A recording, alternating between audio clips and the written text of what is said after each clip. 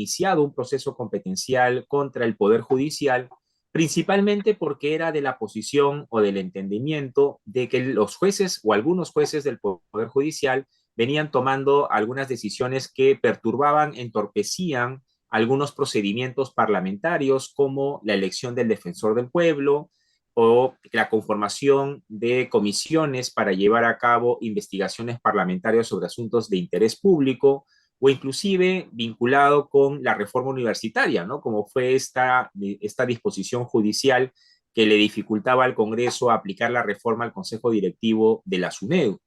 Este proceso competencial ya el Tribunal Constitucional ha anunciado en qué términos está declarándolo y es fundada la demanda, pero hay varias consideraciones en torno a esta sentencia que va a ser importante analizar, porque de lo que se deja entrever de la sentencia del Tribunal Constitucional, y lo digo en condicional, es que parecería que el tribunal estaría deslizando el esquema de que habrían algunos procedimientos parlamentarios sobre los cuales de pronto no habría control judicial, no habría control constitucional.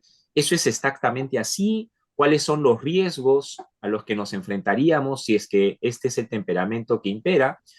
Y hoy tenemos pues un invitado verdaderamente de lujo, de primer nivel, un honor tenerlo aquí con nosotros para que nos ayude a tratar de comprender los alcances y efectos que podría traer consigo esta sentencia del Tribunal Constitucional conforme el propio Supremo Intérprete de la Constitución la ha anunciado. Mi querido Julio, por favor, presenta al invitado de honor que tenemos el día de hoy. Sí, estamos muy felices de recibir, nos honra con su visita a este medio virtual, el profesor, ex magistrado del Tribunal Constitucional y ex presidente también del Tribunal Constitucional, actual decano de la Facultad de Derecho de la Universidad San Martín, el doctor Ernesto Álvarez Miranda. Doctor, muy buenas noches, qué gusto saludar. El gusto es mío. Encantado, Cristian, encantado, Julio. Un honor estar con ustedes en vuestro espacio. Muchas gracias, doctor, muchas gracias por acompañarnos. Quería yo estar preguntándole con relación a en la constitucionalización de la política. Esta decisión que se ha tomado para ir, digamos, de la parte más amplia a lo más concreto de esta decisión, que se ha publicado recién hoy en día, pero se conoce, digamos, el alcance del sentido del fallo, pero un punto básico, un punto de inicio para que los televidentes, nuestros escuchas puedan entendernos es tener una noción clara de constitucionalización de la política. ¿Qué quiere decir? ¿Y esto es bueno, es malo, es bueno o malo que la política se constitucionalice y se judicialice? Primero habría que recordar a todas las personas que nos escuchan, que sean estudiantes de derecho, abogados o no, de que la política en el siglo XIX básicamente era un hecho que no tenía que guardar coherencia ni con la Constitución, que era básicamente en nuestro país y en los demás países del mundo, eran programas políticos, eran ideales políticos. Claro. No tenían que guardar ninguna coherencia con estos programas, estos acuerdos políticos, como que tampoco demasiado con el aspecto legal, porque se consideraba que el Congreso, en su atribución de dar leyes, también podría modificar el esquema legal o el marco normativo en cuanto a cualquier actuación de índole electoral, partidaria, en cuanto a campañas, etc. Este panorama se fue modificando en el siglo XX por impulso no solamente de la Corte Suprema norteamericana, sino también por los tribunales constitucionales que, por el impulso de Hans Kelsen, se fueron creando en Austria, en Alemania y luego en España. Por tanto, de aquí viene una idea. Primera, no basta la soberanía popular, lo que opinen o decidan los representantes elegidos por el pueblo, sino que además de reunir una mayoría adecuada, tienen que guardar coherencia con algunos principios y valores que están contenidos en la Constitución. Entonces ahí viene el tema de que la Constitución alemana no solamente ya es un programa, Recuerden que es la ley fundamental de Bonn, que con la reunificación se convirtió en constitución. Ya no es solamente un acuerdo político y social, sino además es norma suprema que establece un marco normativo que limita el ejercicio de todo el poder, sea poder económico, sea poder social, poder cultural y obviamente poder político. Entonces la Constitución es límite al poder, es norma suprema y no deja de ser pacto político y pacto social. Entonces, de lo que se trata ahora es de dilucidar la política tiene que desarrollarse en un ámbito, digamos, eh, eh, subjetivo, etéreo, alejado de la Constitución. No. Toda actividad humana, toda actividad de los seres humanos, desde la familia, desde nuestro comportamiento frente a los vecinos, en el club del barrio, en el club deportivo, hasta en la política, dentro del Congreso, dentro del Palacio del Gobierno, tiene que guardar coherencia con los principios y valores de la Constitución. Entonces, se ha constitucionalizado la política. Ahora, ese es un fenómeno diferente que la politización de la justicia, ¿no es cierto? Los jueces están Claro. obligados a leer los titulares y muchas veces algunos se someten a los titulares por temor a la prensa o a la política, a la influencia de la política, o al revés, la judicialización de la política, cuando vemos que los políticos de poder transitorio denuncian y someten a procesos o a investigaciones largas a sus adversarios. Se judicializa la política. Entonces, en lugar de vencer con las ideas o de vencer con los votos, se los vence con la cárcel, con la investigación, con el temor al adversario. En este caso es un fenómeno positivo, creo yo. La política ya, obviamente, no es una zona exenta del control constitucional. Es más, no hay ninguna zona exenta del control constitucional, pero como ya en la jurisprudencia del tribunal peruano, español, alemán han señalado, el control constitucional no tiene la misma intensidad en todas las zonas y en todas las actividades. En la actividad privada, por ejemplo, entre nosotros, en un club deportivo o en sede parlamentaria para la Comisión Ordinaria de Justicia, la Comisión Ordinaria de Constitución, el estándar es mucho más light, es menor que en un juzgado, que en la Corte Suprema, en el Tribunal Constitucional o en una comisión investigadora del Congreso. O sea, tampoco dentro del Congreso no es todo igual, no. Claro, tiene En la matices. sede de una investigación cuasi, en el ejercicio de la función cuasi jurisdiccional que tiene el Congreso, el estándar es más fuerte que en una comisión ordinaria. Ahora, si Correcto. seguimos este razonamiento, mi querido Ernesto, esto es como cuando se habla del debido proceso, por ejemplo, que no se aplica a rajatabla en todos los ámbitos en los que tiene eficacia, sino que se va adaptando a la naturaleza del procedimiento administrativo, a la naturaleza del procedimiento parlamentario. Exactamente. Lo propio ocurre con la Constitución. Esto quiere decir entonces que, siguiendo lo que muy bien planteabas, es que la Constitución termina irradiando todo espacio de poder o autoridad y el Congreso no es una excepción a ello. Ahora, ingresando entonces a esta sentencia, porque queríamos partir del paraguas de la constitucionalización de la política para ver cómo puede impactar esta sentencia en esta tendencia, porque es una tendencia a la que estamos ya enrumbados hace bastantes años atrás. De hecho, incluso varios pronunciamientos cuando tú estabas en el Tribunal Constitucional abrieron parte de ese camino que ya hemos transitado. Esta sentencia deja entrever, cuando dispone en su parte resolutiva, que se le van a activar algunos procedimientos, bueno, no lo dicen esos términos, sino que ponen conocimiento de la Junta Nacional de Justicia para que ésta, en el marco de sus atribuciones, realice sus competencias a aquellas juezas o jueces que pueden haber concedido amparos o cautelares en relación con estos procedimientos parlamentarios, como los que han sido materia del proceso competencial, la designación del defensor del pueblo, la reforma universitaria, o las investigaciones o comisiones investigadoras para asuntos de interés público. ¿Hasta qué punto, si esto es así, significaría un retroceso en esta tendencia de la constitucionalización de la política o no necesariamente y nos estamos alarmando de manera injustificada ante esta sentencia del tribunal? No necesariamente, a mi manera de ver, por cuanto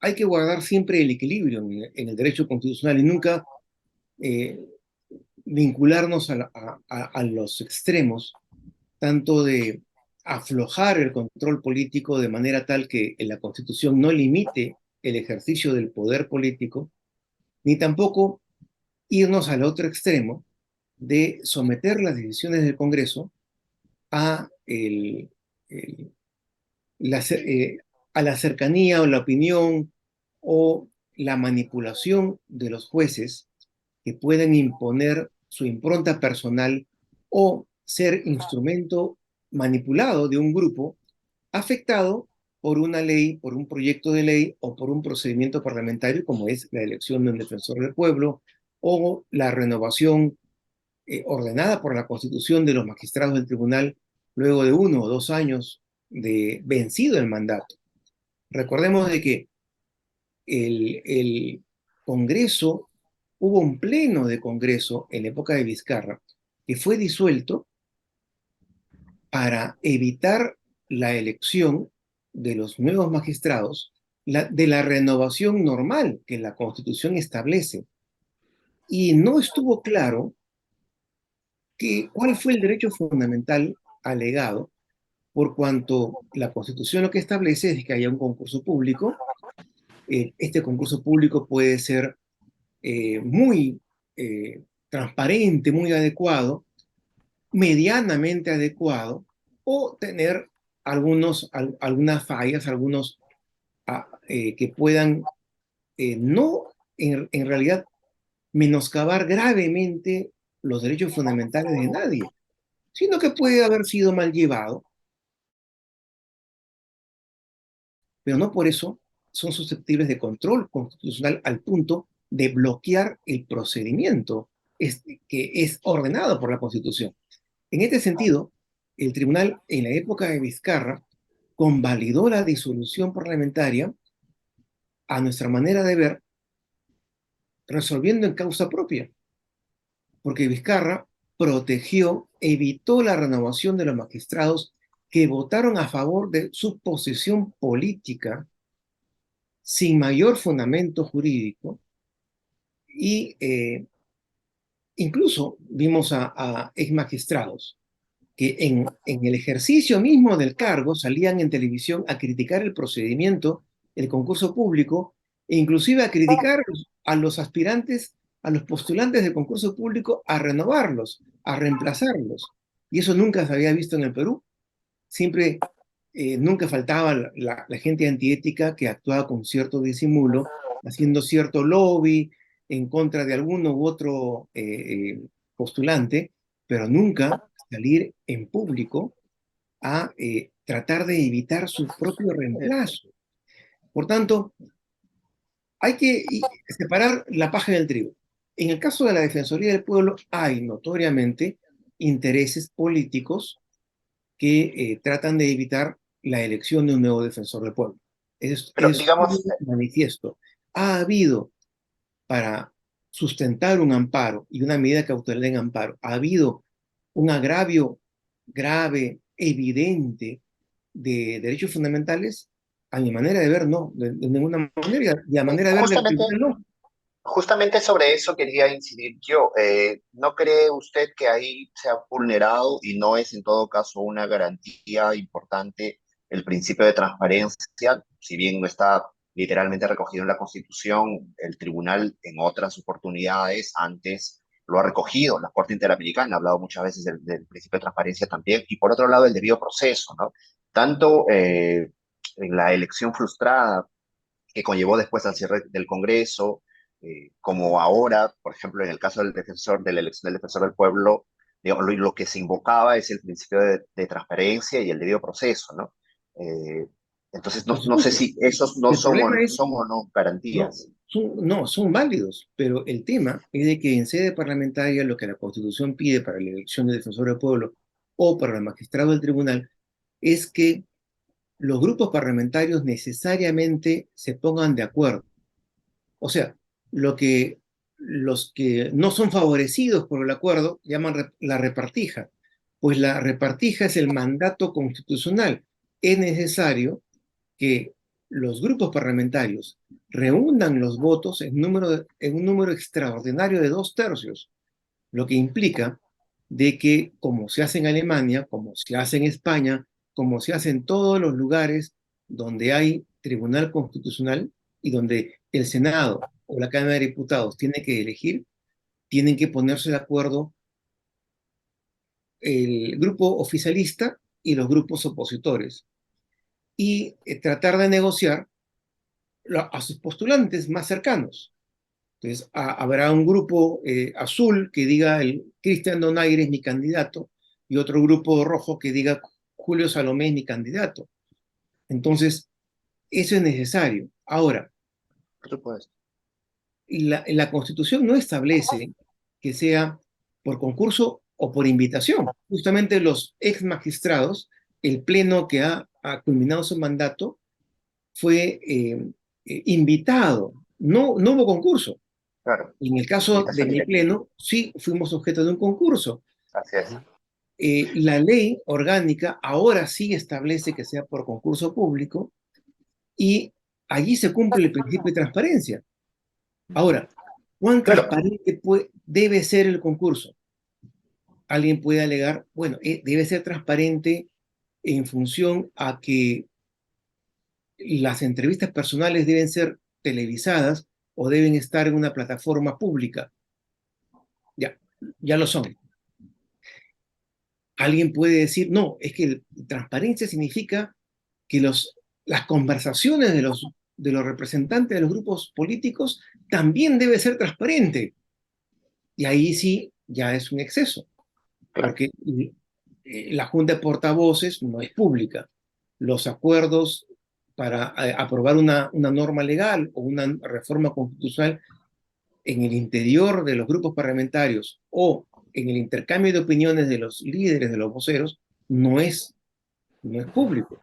Por tanto, Claro, pero hay, digamos, mejores estándares que otros, ¿no? Por ejemplo, Úrsula Indacochea, que seguramente todos nosotros conocemos, ha publicado varios estándares internacionales con relación a transparencia para la elección de altos por supuesto, funcionarios. pero Y no lo se que se piden, criticaba, claro, por ejemplo, pero no se sí, solicitan cuando el Perú elige candidato para la Comisión Interamericana o para la Corte Interamericana.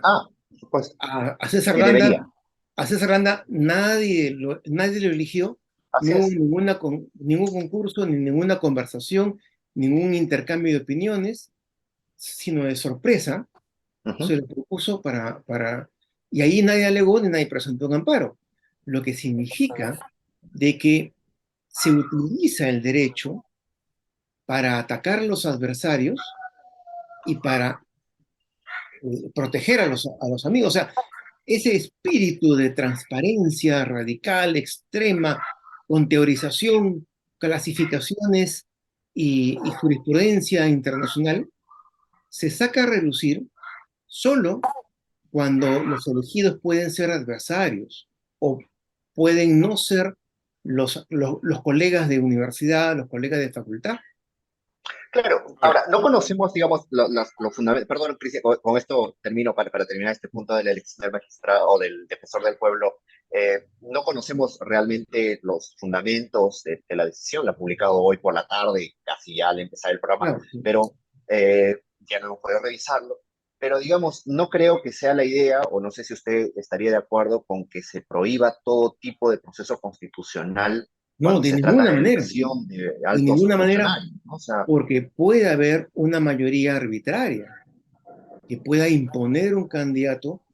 eh, Recordemos el fenómeno de la repartija que sí impulsó claro, Ollanta cuando así quiso es, poner a un excongresista sin mayor mérito.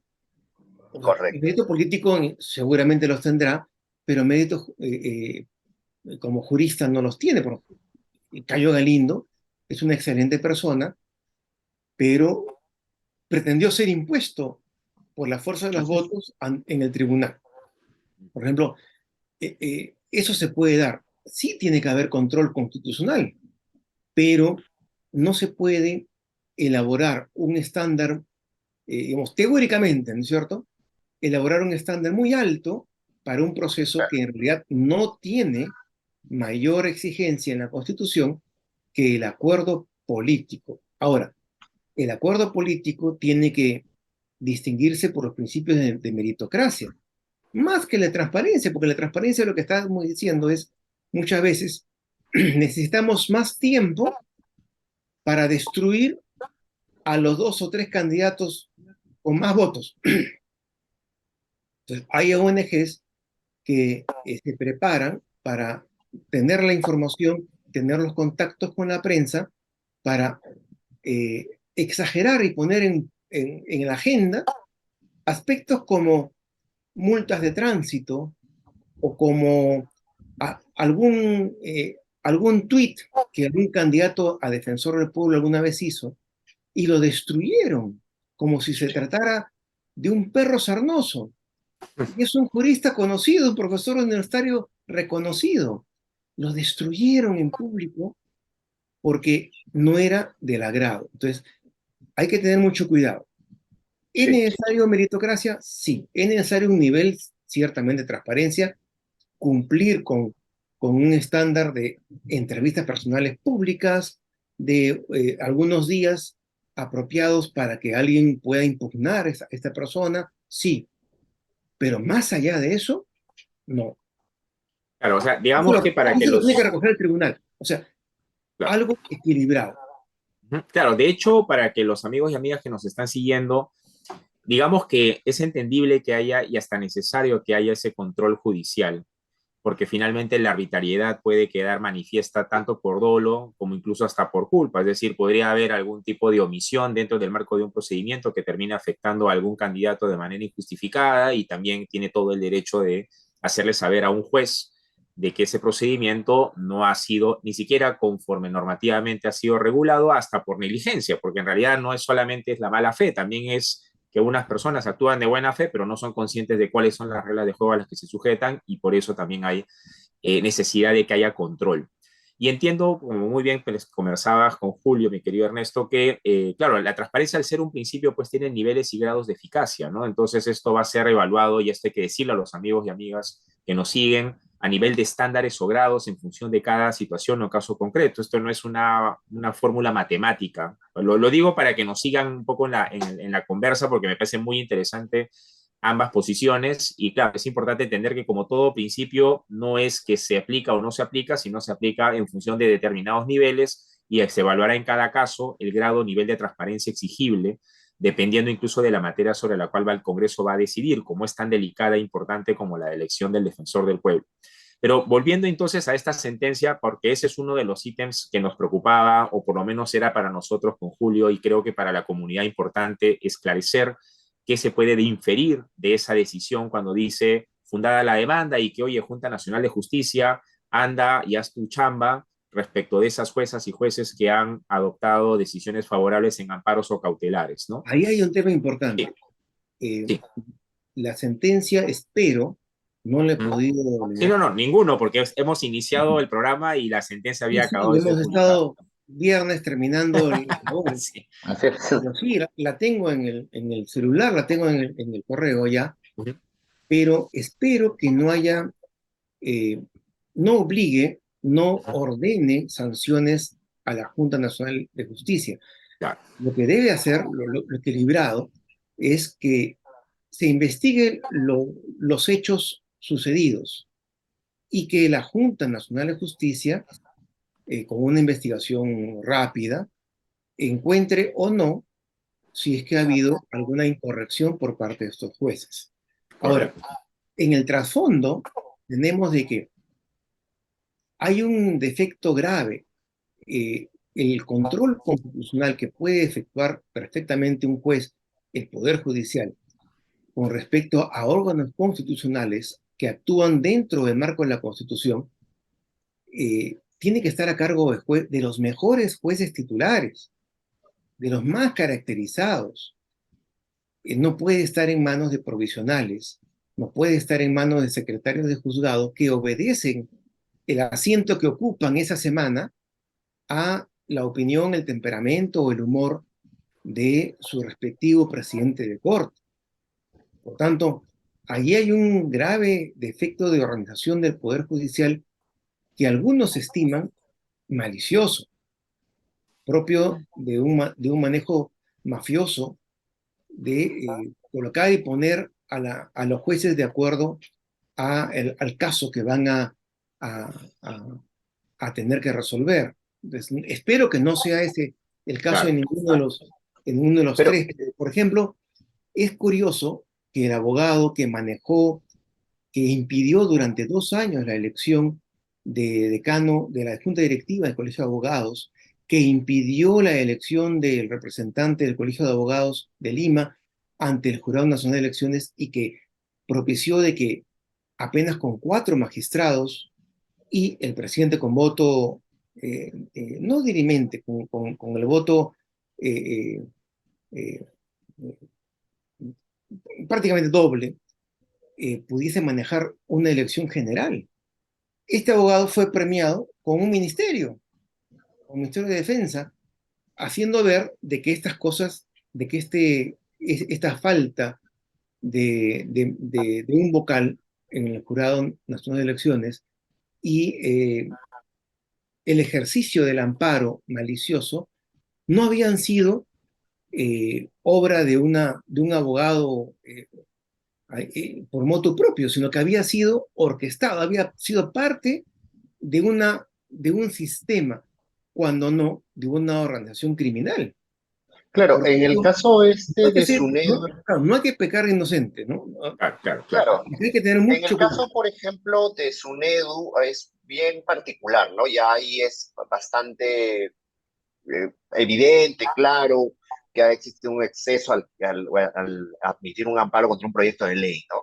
Ahora, y yo también creería, suscribiría lo que usted dice, que no debería, el tribunal no debería señalar que deben ser sancionados, sino que se investiguen esos hechos, pero parece que en el caso de este juzgado constitucional que admite un amparo contra un proyecto de ley, sí ya hay varios datos que se infieren Sí, sí, porque o contra se un proyecto hicieron. de ley ya hay jurisprudencia Claro. amplia, hay doctrina de izquierda, de derecha, o sea, ya Sí, era un territorio pacífico sí. el hecho de que no se podía presentar un amparo contra un proyecto de ley, porque básicamente es No es impedir una la norma iniciativa perfecta, pues legislativa. no, en realidad es una iniciativa que puede prosperar como bien puede no prosperar, o sea, no Y es podemos nada que tener cualquier justifique. opinión con respecto Ujú, a, correcto, al anterior Que director congela el del debate, SUNEDI, ¿no? claro, cualquier claro. opinión a favor o en contra, eh, pero eso fue un exceso notorio. Aún es. Entonces, claro, no hay que ir hacia el otro extremo. O sea, impedir el control constitucional en sede parlamentaria también sería un exceso. Ahora, Por supuesto. lo que sí cabe eh, puntualizar o detallar posiblemente en el futuro es en cuanto al control sobre las investigaciones. Eh, el Congreso debería tener bastante autonomía, pero el estándar debe ser muy bajito, muy light para el control, para el examen de constitucionalidad de procedimientos legislativos o de procedimientos de índole cuasi administrativa, como la elección de un defensor del pueblo, pero sí deberían ser y son más estrictos en cuanto a la investigación, a la labor de investigación, porque eso, por ejemplo, Zafar Valverde en la Universidad de Navarra lo llamaba una función cuasi jurisdiccional. Así es. Porque claro, no es que administren justicia, no es que digan el derecho, pero es que participan en ese proceso de juzgamiento de personalidades públicas y eso sí requiere un estándar más alto. Y más rígido, totalmente. Ahora, un punto que sí no quisiera dejar de tocarlo porque ya estamos llegando casi a los minutos finales de la entrevista y agradecerte, por supuesto, tu tiempo, Ernesto, y la claridad con la que nos estás compartiendo tu posición sobre estos temas. En esta misma sentencia, el Tribunal Constitucional exhorta al Congreso a que reforme el artículo 99 de la Constitución e incluya como parte de los sujetos que podrían ser objeto de una acusación constitucional, es decir, dentro de esa lista de altos funcionarios públicos a los titulares del sistema electoral. Valga decir, miembros del Jurado Nacional de Elecciones, titular del OMPE, titular del RENIEC. Entonces, esta exhortación del Congreso, del tribunal hacia el Congreso, que ya no es un secreto porque está el propio tribunal así lo ha dicho, ¿tú estarías de acuerdo? ¿Qué recaudos habría que tomar en cuenta si es que esto ve la luz en algún futuro cercano? El problema es de que ya ha existido miembros del jurado que han tenido notorias inconductas, en el- que muchas veces pueden no haber tenido relación directa con el resultado electoral, pero sí eran inconductas y no podían ser acusados constitucionalmente. Si el presidente de la República o cualquier congresista o el mismo presidente de la Corte Suprema pueden ser acusados constitucionalmente, ¿por qué no lo va a poder ser un miembro del Jurado Nacional de Elecciones o el titular de la OMPE? O sea, en realidad, digamos, no hay motivo por el cual tengan un blindaje súper especial que nadie lo tiene. Ahora bien, el problema es que tenemos una Cámara de Diputados. O sea, nuestro Congreso, aunque le denominemos Asamblea Nacional, le denominemos Parlamento, lo que lo llamemos, es una Cámara de Diputados solamente. Están dando coja.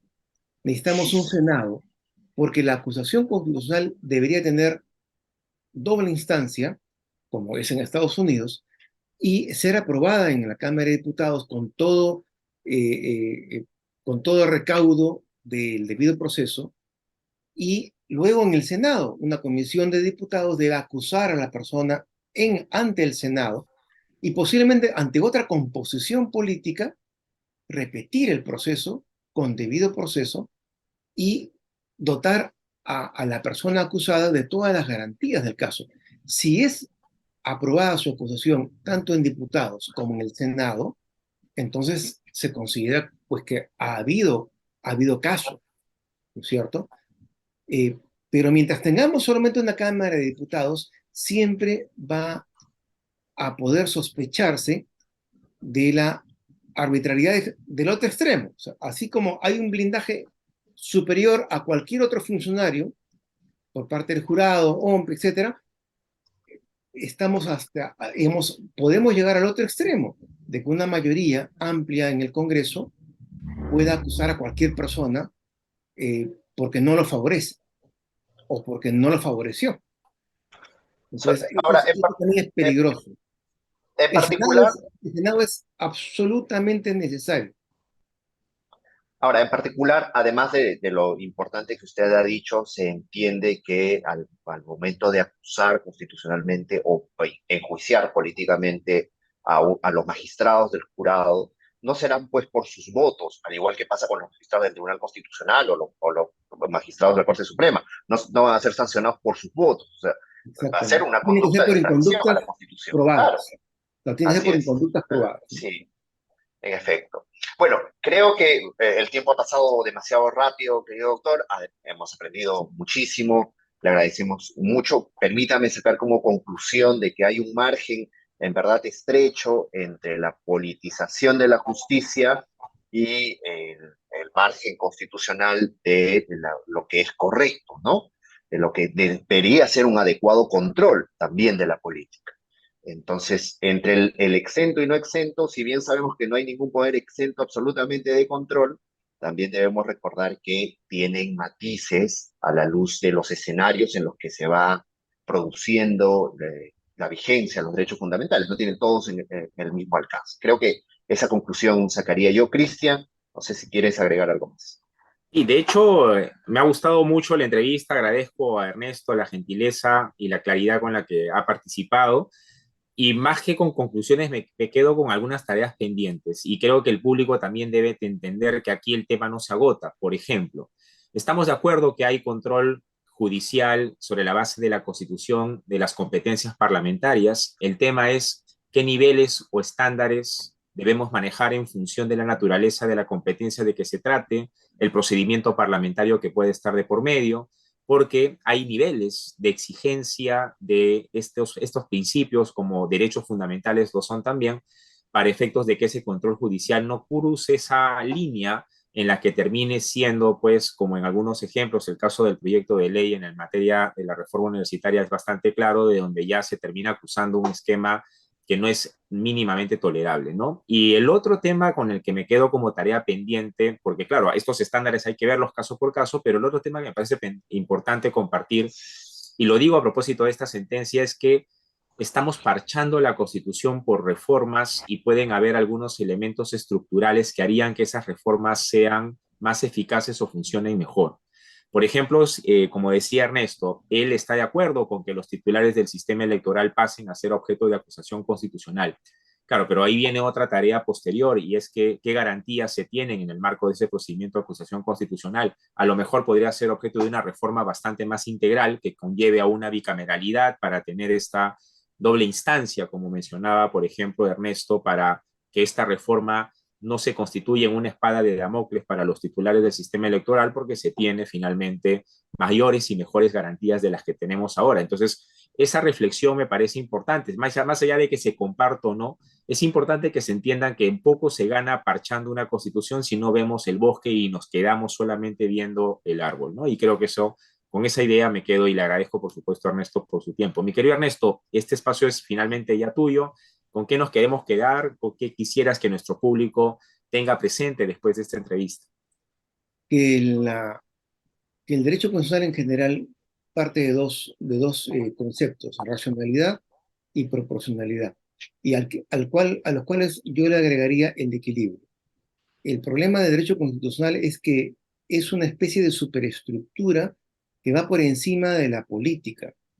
Y si los actores políticos, por las reglas electorales y malas reformas políticas, son amateurs, son principiantes o son extremistas, y la regla electoral incentiva a que el grito, la frase estentoria sea mucho más notoria y llamativa al elector que el razonamiento moderado, entonces el derecho constitucional va a sufrir las consecuencias. El derecho constitucional, por más que nosotros lleguemos a conclusiones valederas, teóricas en la academia, sufre muchísimo cuando por debajo ese mar oscuro que es la política tiene pésimas reglas, muchas veces adoptadas de una manera maliciosa para justamente destruir el ordenamiento, destruir la organización, destruir la disciplina. Ojalá que podamos hacer una reforma integral partiendo de la base de las reglas electorales para producir una mejor cosecha de legisladores, comenzando por ahí.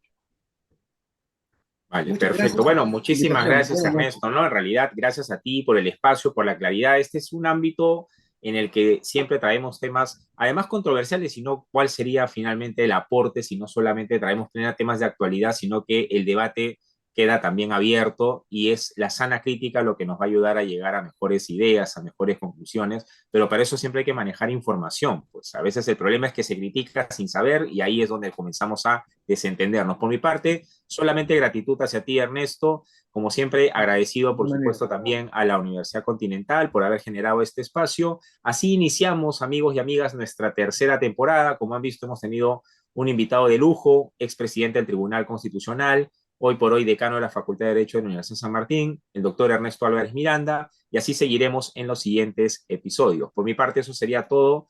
Me despido con un gran abrazo. Adelante, mi querido Julio.